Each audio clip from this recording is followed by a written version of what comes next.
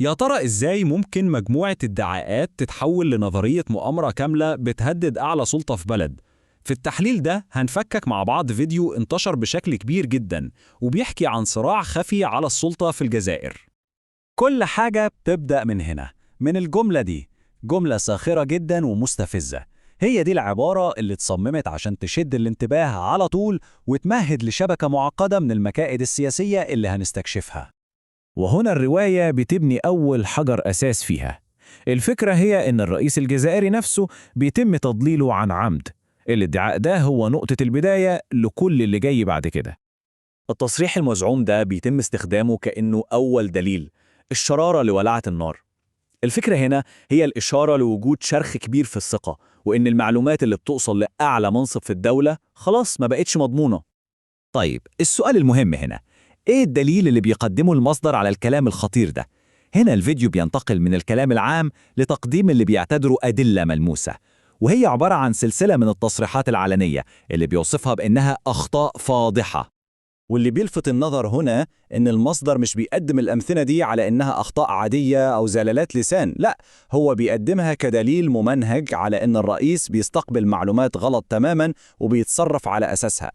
ومن هنا القصة بتاخد منحنى تاني خالص، منحنى أخطر بكتير.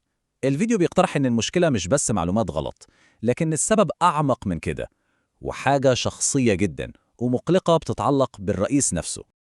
وهنا بقى بيحصل التحول الدرامي في الرواية كلها. الموضوع ما بقاش سياسة وأرقام وخلاص، لا، ده تحول لتلميح بوجود أزمة صحية في قلب السلطة، وده طبعا بيرفع سقف المخاطر لأبعد حد. فجأة الفيديو بيقدم تشخيص طبي محدد جدا، وهو متلازمة كورساكوف. فهم المتلازمة دي هو مفتاح الرواية كلها، لأن الفيديو بيستخدمها كعدسة يفسر بيها كل تصرفات الرئيس وبيربطها كلها ببعض.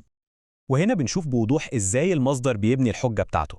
هو بيربط بشكل مباشر بين الأعراض الطبية للمتلازمة دي وبين الأخطاء السياسية اللي شفناها قبل كده. بكده الأخطاء السياسية بتتحول في الرواية دي لأعراض مرضية. ودلوقتي القصة بتضيف لاعب جديد على الساحة عشان تزود الضغط أكتر. بيدخل المشهد كاتب، وأفعاله بتتصور على إنها تحدي مباشر وصريح لسلطة النظام كله. التسلسل الزمني ده زي ما المصدر بيعرضه بيورينا إن تصرفات الكاتب ما كانتش مجرد كلام في الهوا، لا، دي خلقت ورطة حقيقية للحكومة قدام الناس واختبرت قدرتها على فرض سيطرتها.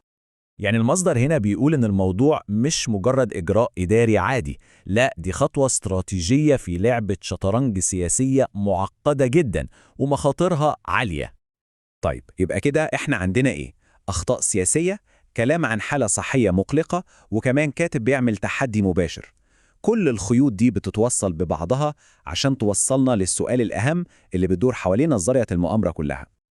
السؤال ده هو قلب الرواية. دي اللحظة اللي كل الأحداث المتفرقة دي بتتحول فيها لمؤامرة متكاملة ليها هدف واضح، وكل حاجة بتحصل لسبب. وهنا الفيديو بيقدم الإجابة بتاعته. والمفاجأة إن الاتهام مش موجه لأي عدو خارجي، لا، صوابع الاتهام بتشاور على ناس من جوه. بيزعم وجود فصيل قوي جوه الدولة الجزائرية هو اللي بيدير الحملة دي. وبعدين الفيديو بيرسم لنا اللي ممكن نعتبره خطة عمل مفصلة للمؤامرة دي، خطوة بخطوة بيشرح إزاي الفصيل ده ناوي يطيح بالرئيس الحالي من وجهة نظره. وفي الآخر الفيديو بيختم بلمسة ساخرة جدا بتقلب كل حاجة. فجأة الرئيس ما بقاش ضحية، لا، بيتم تصويره كأنه عميل سري في مهمة غامضة، في محاولة تهكمية عشان يقلب الرواية كلها على عقب. في النهاية القصة دي كلها بغض النظر عن هي حقيقية ولا لأ، بتورينا مثال واضح جدا إزاي المعلومة ممكن تتحول للسلاح. بتوضح إزاي ممكن ربط نقط متفرقة ببعضها بذكاء عشان تخلق رواية سياسية مؤثرة جدا. وده بيسيبنا مع سؤال مهم، في الزمن ده اللي مليان معلومات مشوهة، إزاي نقدر نفرق بين الحقيقة وبين المؤامرة؟